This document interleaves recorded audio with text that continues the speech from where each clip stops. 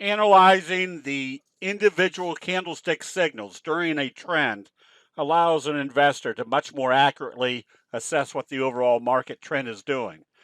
As we saw last week, there was a Harami inverted hammer signal that told us the selling had stopped. There's a very simple rule or a very simple statistic that if you see an inverted hammer signal, especially down in the oversold area, the probabilities are going to be about 95% or greater that you're going to trade positive. The next fact is that the market's moved up strong over the last 4 days, which illustrated the distance away from the T line that the close of Thursday did when it closed the market, or the Dow closed at an all-time high. So you're in the overbought area, or getting up toward the overbought area. You've moved that far away from the T line. You have a doji, and there's a very simple doji rule. The price is usually going to move in the direction of how they open after a doji. So with it closing up here and gapping down, we knew there was going to be profit taking on Friday. Now the next assessment is it a big reversal, or is it going to support at the T line? Well, as you saw today, the Dow kind of opened right near the T line and traded positive. But there was more evidence that it was likely merely profit taking versus a major reversal. Note on Friday, when the Dow was selling off hard, the Nasdaq just traded back a little bit and did a doji. That doji represented the fact that there was very indecisive selling going on that day. That told us that the markets probably weren't selling off. They were just kind of rotating or profit taking in specific sectors. Then, as you saw today, the bulls stepped right back into the Nasdaq. Now, the reason that this uptrend can still be considered very solid is note what happens on the way up.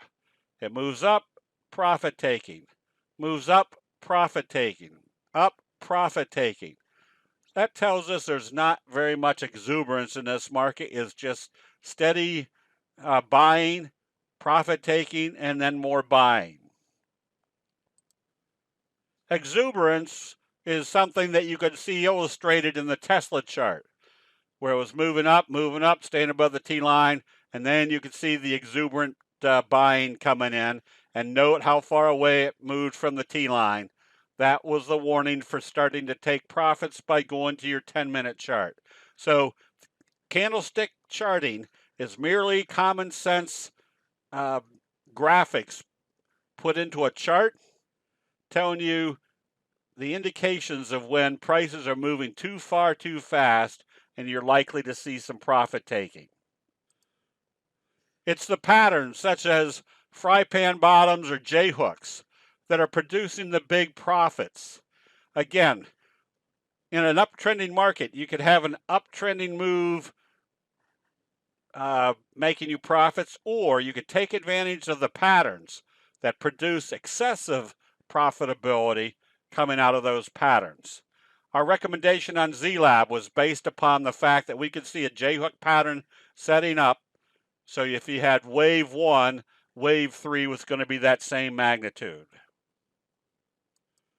Our recommendation for option trades on Beyond Meat was based upon wave 1, wave 2, bullish Harami, doji bullish confirmation above the T line, and positive trading, putting us into a situation where a positive open tomorrow would create a doji sandwich, same magnitude as that candle right there, which would also imply that it was breaking this downward trend channel and producing a wave 3, wave 1, wave 2, going into wave 3.